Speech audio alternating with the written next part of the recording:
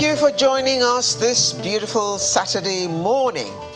Now, during the week, the ruling APC, or Progressive Party, announced that members... Congress, please. Congress. Yes.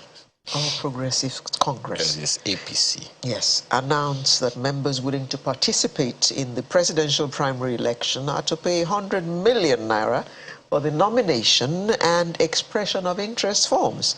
And those seeking to contest the governorship election in their respective states would have to pay 50 million naira. This sparked up all kinds of discussions nationwide. All kinds of fireworks. So if a presidential candidate pays 100 million naira for EOI as well as the nomination forms, how much would he earn in the 4 years that he was going to be president?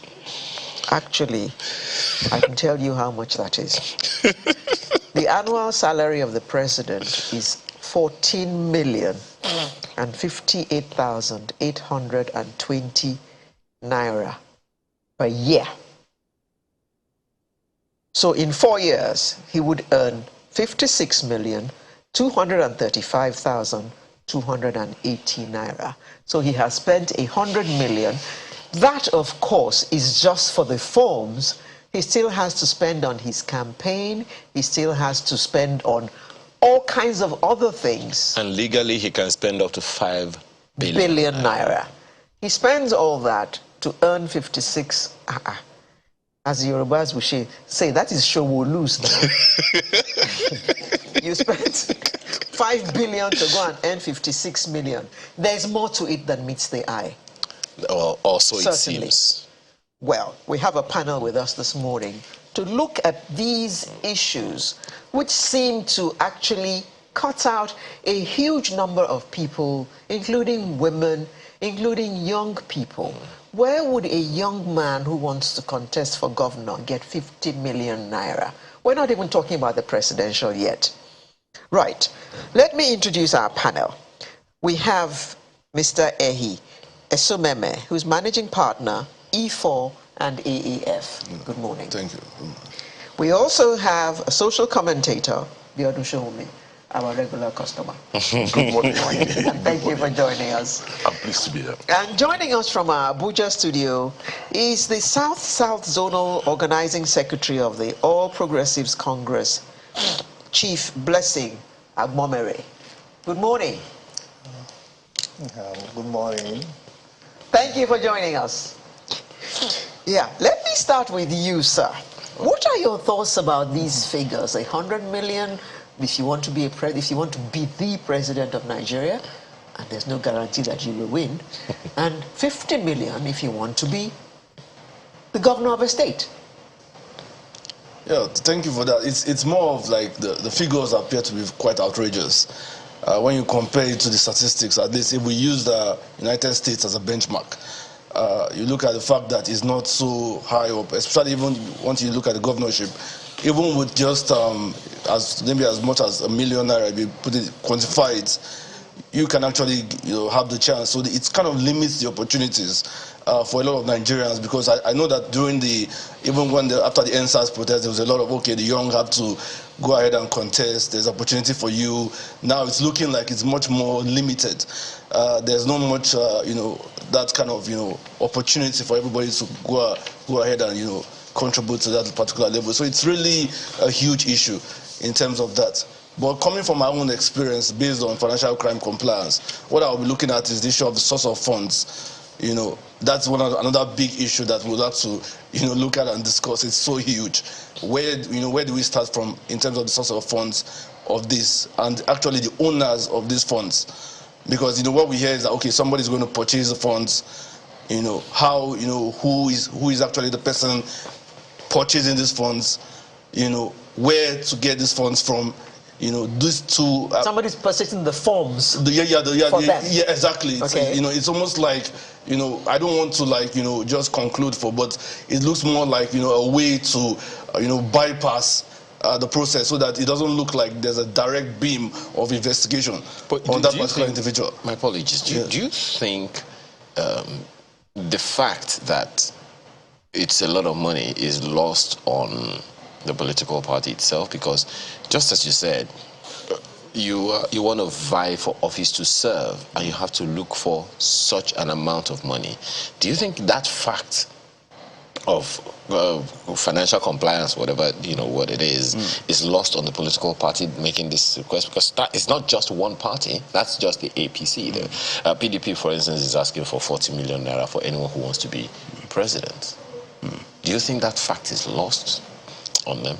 Yeah, definitely. I mean, definitely to an actual extent, because I mean, most of them are coming under the mantle of fighting financial crime. So when you look at the big figure, it's almost like, where do you people want them to get it from? Even when you look at the money laundering provisions, the limit to what you can use, whether they talk about 5 million naira, 10 million naira, then you talk about the fact that you're expecting these particular funds to come in like that. It becomes very worrisome about the financial crime and fight. But what we should look at mostly is, like, what would the law enforcement agents be doing about this on their own? Is that's the important part. Okay, number one, minimum wage is 30,000 naira. Then there has been a lot of talk about inclusion in the parties. Two, there's been a lot of talk as well about internal democracy in the parties. Now, please, tell me what you think about these figures when you consider all the other issues which I have just mentioned, which the parties are trying to push as important to them. In the first instance, we need to understand how the parties get to this situation. It's defaulted one way or the other. The first one is the issue of inflation. The inflationary trend in the country keeps going up, so it's eroding value. We have deliberate government devaluation of naira, and you also have the law being changed, prescribing that people can. It used to be 90 days, it's now been almost doubled to 150 days. So that will require more funding, which are quite obvious. People's salaries are not increasing. I absolutely agree with you. Rather, salaries are being devalued also due to high cost of living. So the purchasing power of the 30,000 naira a year ago is not exactly the same thing now. So we are in a very difficult situation in that way. Why I'm saying this is for us to know that those who formulate the laws, who signed the laws, into place, knew the consequences, that this is what exactly would happen.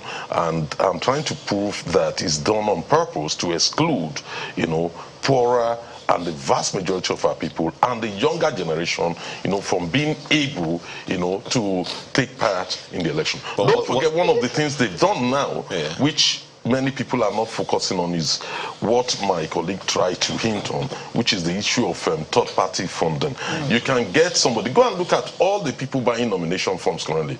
Somebody will come up and said, I'm buying the nomination form for so person. Now, that is not part of the campaign expenditure. It's not part of the 5 billion you're talking about, because third-party funding is allowed. It's not taken into account. The law only takes account of two people. Go and read Electoral Act section 86 and 88. Only two people, which is the political party and the candidate, not the third party. So a third party will come up and say, look, I'm buying the nomination form for 100 million naira. That 100 million naira is not yet part of your cap spending.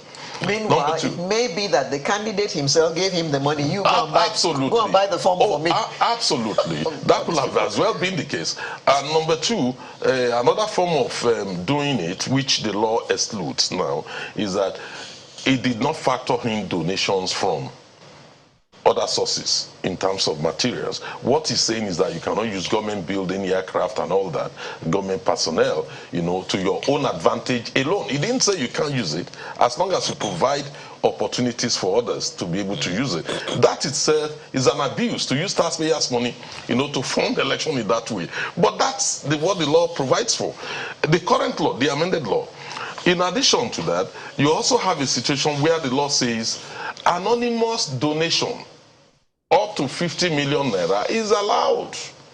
So a 419, a drug dealer can donate money towards campaign. You don't have to disclose it as long as it's not more than 50 million naira. These are express provisions of the Constitution, of the Electoral Act. But let's speak first of all today. Those are issues that you have raised as well. But yes, the question around the lump sum, you know, we have referenced exclusion of young people and women as well, but don't forget that in the APC, for instance, there is 50% discount or rebate for young people, and women are excluded from paying the nomination form at all. So they only pay for the EOI expression of interest, but the nomination forms for the women who want to contest are free. So don't you think that is something to cheer? Look, these are tokenism. What's the purchasing value? 100 million naira is tokenism? Tokenism. In terms of what you spend to conduct elections in Nigeria, if the electoral body or the lawmakers are acknowledging that you need 5 billion, to contest for presidency, believe me, you won't get anywhere. You probably need 100 billion of naira to contest for presidency in Nigeria. For them to acknowledge 5. Precisely. So for them to acknowledge 5, that is tokenism. How many women in Nigeria today can even afford, the cost of running elections in Nigeria today? How many? How many youths with legitimate income can afford to run elections in Nigeria today? The fact of the matter is we have monetized the whole process in a way that it is so expensive for anybody earning, any young man, with a decent income to be able to participate in the electoral process. It's a way of lawfully excluding those who are stakeholders from engaging with the political process to start with. Right from the point of nomination, before you can even think of contesting the election. So these are quite obvious issues. It's an humongous amount of money. It's part of what is driving crime. You see young people saying it does not matter how I make the money, the end justifies the means. And a lot of, if you're not careful, a lot of corrupted money, a lot of fraudulent money will start going into our electoral process. Now, Chief, what are your thoughts on this? Chief Montgomery. Hello. Yes. Yeah, it's hello. Yes. What are your thoughts? Is this not a way again of the money bags hijacking the whole political process again? The truth of the matter. Hello. Yes, we can hear you. The truth of the matter is that politics is not cheap anywhere in the world. And again, anywhere in the world, everybody cannot be a leader. Everybody cannot be elected into office. You see, the reason why, for instance, my party, before I start, I must thank and appreciate my party, ably led by Mr. President Buhari, for the initiative they have taken in amending the Electoral Act and making the new provision in an attempt to ensure the development of our democracy. And let us not also forget that our democracy is fashioned after the American democracy. In America, election is not cheap. For instance, in 2012, President Barack Obama expended about 1.1 billion in the pursuit of his presidential ambition. And from public data in the United States of America, monies expended in the presidential race and the congresses in America totaled about $7.7 billion. And now when you bring that to Nigeria, you will tell me, and you agree with me, that the cost of running election is not cheap anywhere in the world. And the focus is this: when you want to run for a public office, you must ensure that you are a leader and you are representing a people, or you want to represent the people. And if truly you are supported by the people, the essence of this law is that your campaign fund should not just come from you. Barack Obama did not sponsor his election by himself. Barack Obama was sponsored by the American people who believe in his capacity and ability to run the American economy. Likewise, the same thing in Nigeria. If you want to run for the presidency, from the amended Electoral Act, we have seen that now it is expensive to run political campaign. For the presidency, the party the parties, both parties and all stakeholders have agreed that presidential election, we should spend about 5 billion. For the governorship, about 1 billion. For the Senate, about 100 million. For the House of Reps, about 70 million to be expended for their campaign. That is the benchmark. But if you look at it very well, if you want to represent the people, one way they can vote for you is by supporting your election financially. So raising these funds, if you are popular, if people believe in your capacity, raising this fund will not be a problem for anybody. And also looking at our party, we want to ensure internal democracy. We want to be sure that the people are supporting aspirants to be candidates. And one way that can be displayed is the amount of people who are able to commit their resources to support a particular aspirant to purchase his or her nomination form. I beg your pardon, for me, Chief. I beg your pardon. Democracy is not cheap. I do beg your pardon. You have said that democracy is not cheap. That is fine. You're talking about the Nigerian people. If a candidate is popular, the Nigerian people will support that candidate. Is it these Nigerian people who have so been impoverished? They can't afford to eat. The cost of living has gone way above them. Some of them only eat 1 meal a day. Are these the ones who are going to garner 5 billion to support some candidate or the other?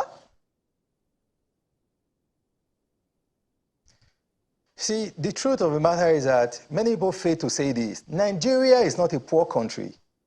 It's not? Nigeria is not as poor as we think or as many people say. Oh, really? I am a Nigerian. I belong to the streets. I belong to the streets. I go into the streets. I've been in abject poverty. I have seen life. Nigeria is gradually changing. You cannot compare Nigeria, a Nigerian or an average Nigeria with that of a citizen in Ghana or with a citizen in Guinea Equatorial or with a citizen in... the only problem we have in Nigeria is misplaced priorities. A man who you claim is poor is wearing Versace shoes. Well, a girl you claim does not have anything is it would sound iPhone. like, pardon me. Nigeria is not as poor as we think. So Nigeria, let us not demonize our country. Nigeria is not poor, but Nigerians are poor. And I think we should dichotomize the issues. You look at the world poverty clock today, and you will find a sizable number of Nigerians there in extreme poverty. You know, there is a gradation. There's poverty, then there's extreme poverty, people who struggle literally to eat every day. So I don't think it should be, I don't think we should trivialize this issue at all, Chief. It is something that is very, very serious in the hearts and minds of so many people. But you see, to the issue at hand, when we look at the fact that people, you're saying that people should support their candidates. You cited the example of America. Don't forget that America has a very, very strong set of institutions that support their system in such a way that it's difficult for that system to just go down. Here in our part of the world, politics is extremely personal and individualistic. So most people don't even have enough trust in the government system. So supporting anyone to get into government, as far as the people are concerned, is to punish them further. So while I get the point you're trying to make about, the people being part of the process by supporting their candidates, that's so 1962, so 1979. Today, people really don't see that kind of confidence that they had in government back in time today. How do we get that confidence back to the extent that people can support whatever candidates to gather 5 billion naira to contest for president? Okay, Mr. Ayo, let me take you through this line. When Buhari was coming in 2015, I was part of the team who raised money for Buhari's campaign. Don't forget, Buhari was not rich. Buhari was not wealthy. But when we decided we wanted Buhari to be our president, we went into the streets. Buhari earned the trust of Nigerians because many Nigerians are trusted in his ability and capacity to rule this country. Many Nigerians believed in his sincerity. So when he was running for presidency, we raised over 5 billion naira to support Buhari's presidential bid through the Buhari Support Organization and the donation card that we arranged. See, let me tell you something. If we want to advance democratically, we must begin to toe new lines. We must begin to bring in new ideas.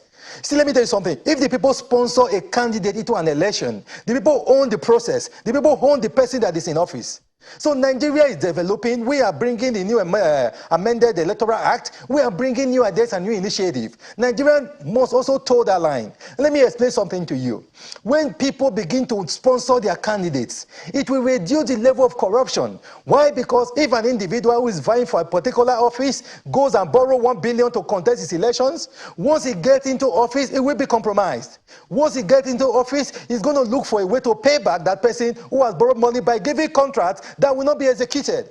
But if the Nigerian people decide to support a particular candidate to go into an office, you know as a candidate you never expended your money to campaign. So your life becomes that of a sacrificial lamb because you know you were voted, you were supported, you were sponsored. So when you go in there, you'll be fighting to represent the people. And you make every sacrifice to represent the people. Well, that is the country we are going into. The argument you're making is actually very, very interesting. But it's interesting that you're asking the people who want to employ someone to pay for that person to come into the job that they're going to be paying him to do. But we'll come to more of that later. Well, you wanted to respond to some of the things. Yes, I need to respond. I mean, I can see why we are where we are today with the submissions made, you know, by Abumire. It's clear that his submissions devalues public understanding of how political parties are funded and the realities of what goes on in Nigeria. He's still the organizing secretary of the political party. For anybody to submit that BSO funded the election, you know, I mean, it's a slap on the face of Nigerians. In every single election in Nigeria, but that's not to say that there was no contribution from the BSO. Yes, there was. Okay, there was. You know, BSO contributed. In every single election in Nigeria, once the election is completed, we know that political office holders, whether it's the governor, president, or chairman local government, begins the race, you know, through contracts on how to keep money for the next election. A lot of the funds being used to fund elections at all levels, not about APC or PDP, at all levels in Nigeria today are actually public wealth. Money, you know, one way or the other, that manage to find their way out of the public wealth system back into the pockets of politicians. And this are done in different ways. We all know how these elections are funded. We know governors who will tell you, or former governors who will tell you that, look, I need a war chest of 50 million, 25 billion to put together, you know, to fund the next election. I know somebody who claimed that on a monthly basis he's been making 2 billion naira from his state. A sitting governor in his own state, you know. And when you hear this kind of humongous amount of money, you know, being taken out of the system, you will not be surprised how elections are being funded in Nigeria. If anybody comes around and say it is actually the members of Nigerians, the Nigerian public, who are actually funding elections in Nigeria, that is not true. Do they fund political parties? But he's saying that to fund the political parties? He's saying that it's ideal for Nigerians to fund the candidate. He's talking about the ideal, mixing it up with reality. The current reality is that that is not the situation. Okay. Money bag have hijacked the whole process. Apart from the corrupt proceeds, you know, through governance, public governance, that find its way into the hands of politicians, you also have money bags who are able to dictate policies, you know, finding their way into the system. Their funds fund the system. You will hear somebody saying, I spent 1 billion naira, you know, to support a particular candidate. We've had that in Nigeria here. How many ordinary Nigerians can come up and say, I spent 100 naira to support a candidate? That is not the correct situation. Okay. And so we should not be, pushing this kind of narrative out. I understand the need, to promote Mr. President. I understand. I mean, being a party official, he has the right to do that. But he does not have the right to misinform Nigerians on the nature of how the elections are funded, one, and two, on the impact of it. To try and justify it using the American system, you ask yourself, do we have the same wage parity with America? Do we even have the same population? America has a larger population, larger territory than us, than our own. And in addition to that, the average salary in America is how much compared to the average salary in Nigeria? So therefore, we cannot even deny poverty by claiming that Nigeria is rich. What about Nigerians? Nigeria is not about the geographical territory. It's about the people that lives within that geographical territory. And the people are poor. There is poverty in the land. So we should not, be pushing narratives which, ordinary members of the public would even have reasons to doubt. Okay. About 77 million are actually said to be living below the poverty line. Okay. So, Mr. Someme, there is nothing in the Electoral Act of 2022 that does not legitimize or that's ultra-vires to the actions, or rather there is nothing that is being done by any of these political parties now that is not according to the law. And you have talked about the need for crime fighters, the crime fighting, or rather corruption fighting or corruption monitoring institutions to be interested in the process. To what end? It's not against the law.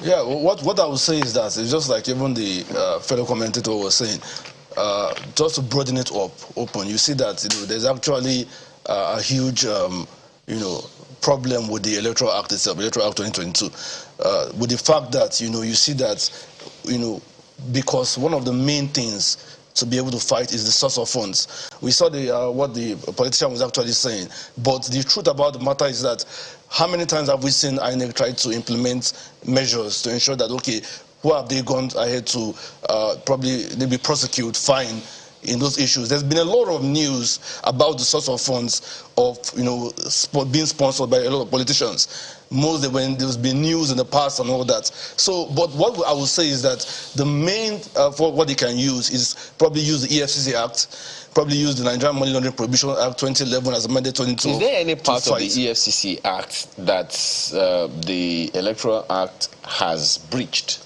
No, it hasn't breached it. But what I'm saying is that there's that point of the source of funds. It doesn't. The fact that we have an Electoral Act doesn't negate the money laundering laws that we have. So nothing is stopping the law enforcement agents from going ahead to investigate. Like when you see that a potential candidate has come out, say, okay, I'm sponsoring this. Who is going out to ascertain the source of those funds? But don't you think that in a way the Electoral Act 2022 has also assumed that it is possible for some organization as a political party or an individual to raise 5 billion naira to champion a cause for running for president of the constitution of the country? Yeah, in terms of the electoral, we are going by the electoral part. Yes. That it has actually, campaign laws and all that. Yeah. It has made it legal. Okay. So you can like it has gone up to 5 billion. My point there is the law assumes that it is possible for an individual or a political party to raise that fund. Yes, exactly. But it also allows for third-party funding. That's where the problem is. That okay, going about to up to 50 million. So if it's up to that, you're allowed to be able to get. But if it's more than that, it doesn't allow for more than that. So that's the huge issue that is there. What I'm saying is that it does not stop the ICPC, EFCC to go out there and investigate. They need to, in as much as the Electoral Act is on its own saying that you can do this, you've not breached electoral laws. There's what we call in the Money Laundering Act that, okay, somebody's source of income to ascertain, do you have the funds to support this? Then let us not also forget the financial institutions on their own. As these monies are moving, there's what they call enhanced scrutiny for politically exposed persons. They already have the information about their wealth, their source of wealth. Asset declaration forms, many of them have been able to gain access to that before they open accounts for them. So now you're seeing this huge sum of billions moving around. You have the right to question that. The laws are there in the money laundering to file your suspicious activity reports. So the EFCC on their own can still go further. The NFIU, they can still go further, carry out their investigations, invite these people. Okay, how did you generate these funds? Do you see that happening? I mean, that is what is supposed to happen. And another thing they should consider is the issue of companies, front companies, shell companies. Because when you talk about ascertaining the funds and a company is like, okay, we have sponsored these candidates. Who is behind the company? Who is running the company? Do you see so that's the problem here. Do you see those agencies you talked about, the EFCC, ICPC, NFIU, do you see them taking on this? I hope they take it on, but it might be difficult because of maybe, the political structure in the country. Because when you look at independence, we might not actually see that happening. Okay. So you need to look at the law. Just go and look at the Electoral Act as amended. Section 86 provides clearly, that political parties, in conjunction with INEC, will determine how much has been spent on elections at the end of the electoral process within 3 months. It has never happened in Nigeria. So the first thing is INEC must agree with the political party. Once you don't have that, there's nothing to investigate. That's the starting point. It is not, the law makes provision for it. It didn't make provision for EFCC or ICPC, to sit with the political party to determine how much has been sent. So where it is expressly prescribed, and INEC is not doing it, and they have never done it till now, that's a major problem. So that's a dead end to start with. Okay. There is no department or agency in INEC with the prosecutorial power, to even when you have clear violations, they do not have that. None is named in that law. None is named in that law. So it is arguable who is responsible for prosecuting. Okay. When you have they can then report the matter to EFCC, can't they? It's neither here nor there, because the first major problem is before you can report to EFCC, INEC and the political parties must reconcile and agree that this is how much has been spent. That is, if there are violations, we must first agree before it can be. So sorry, just to add to that, and just to clarify that, because I disagree to an extent. If we look at the Electoral Act, we have Section 88, 89, that's the most relevant of 2022 Act. Section 88 is for funding in terms of candidates. Then we have the funding of Section 89 for political parties. They are two different things. Political parties have a lot of leeway in terms of where they can make their money from, where they can source out funds from. So that is where INEC sits down to agree. When it comes to the candidate itself and sponsoring, the EFCC do not need to wait. If they get the petitions and all that, they can go at these candidates.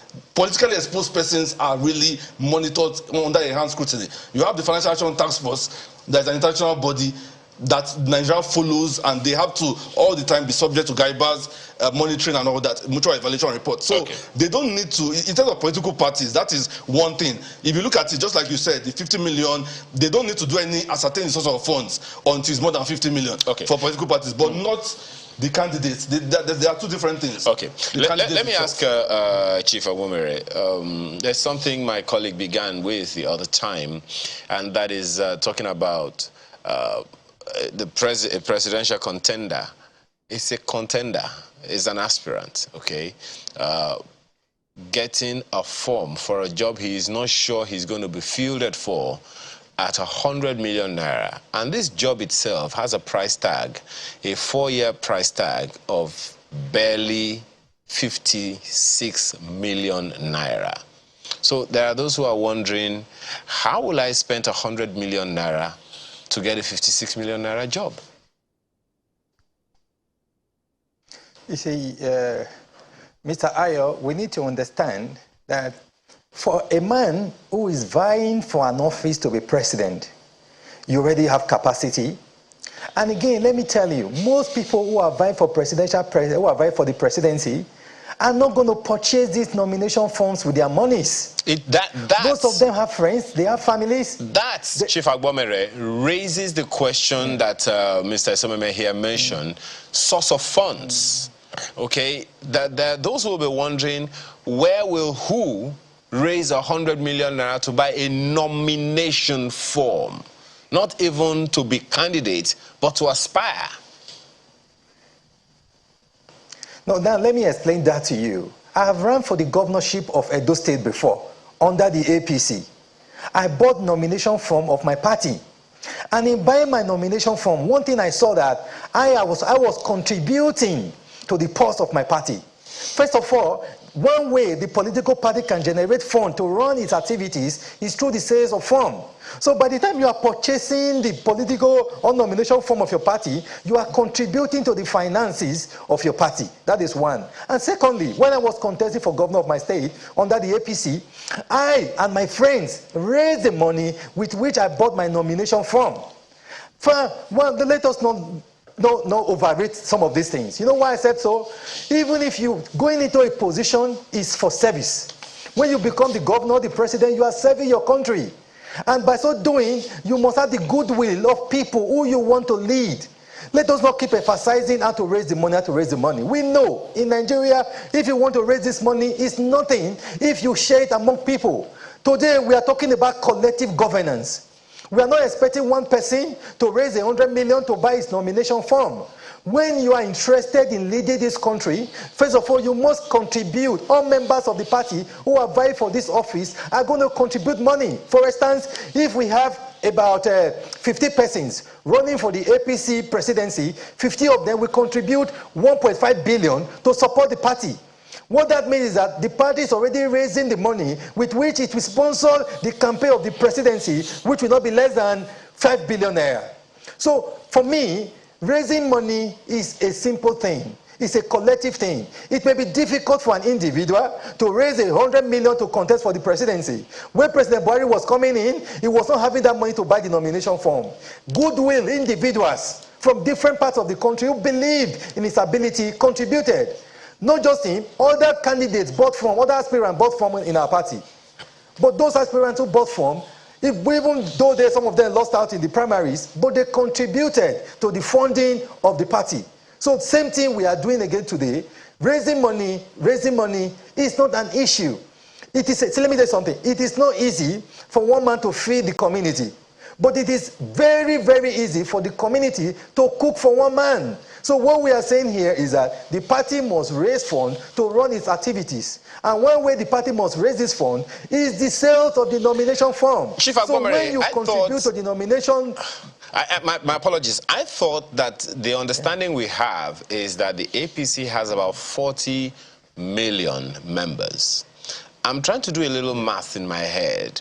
If every member of APC, 40 million of them, contribute 100 naira only to fund the party, unless memory fails me here, that would be some load of money, wouldn't it be, to fund whatever roles, whatever things that the party needs to do. So if it is to raise funds for the party to do its job, I would expect that that would be a lot easier.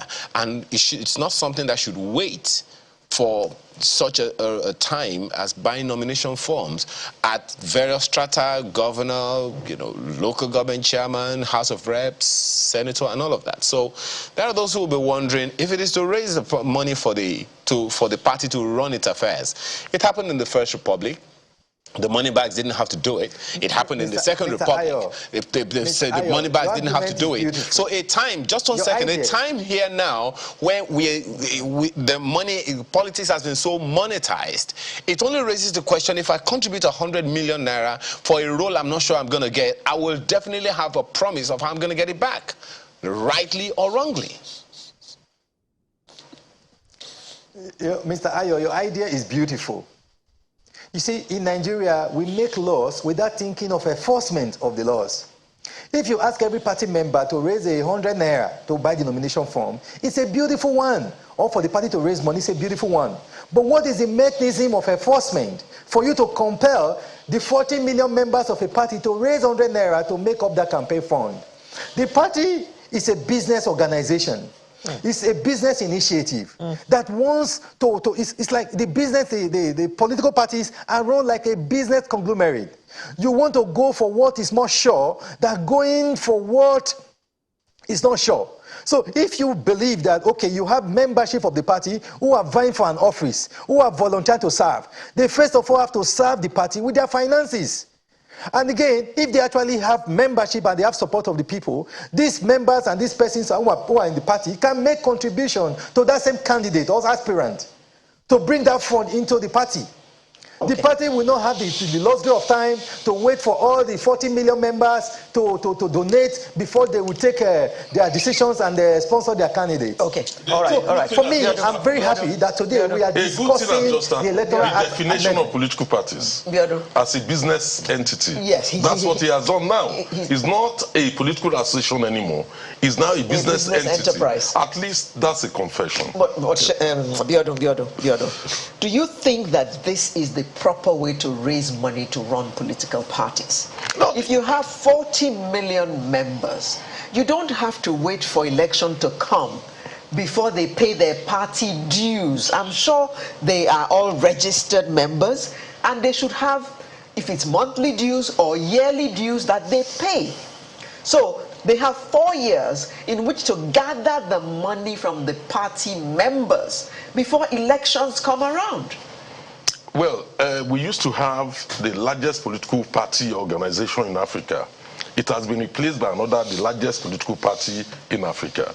Yet, it is clear that if 40 million people joins your political party and they simply pay 100 naira, you'll be raising 4 billion straight away. If you charge 1,000 naira, you know how much that is. So, well, the truth will always catch up with people when we come up with nebulous, very figures which people cannot verify. You will always have this problem. Okay. What we are not saying about. We have to wind down now. Okay, let me just wind down. So your last word. My last word.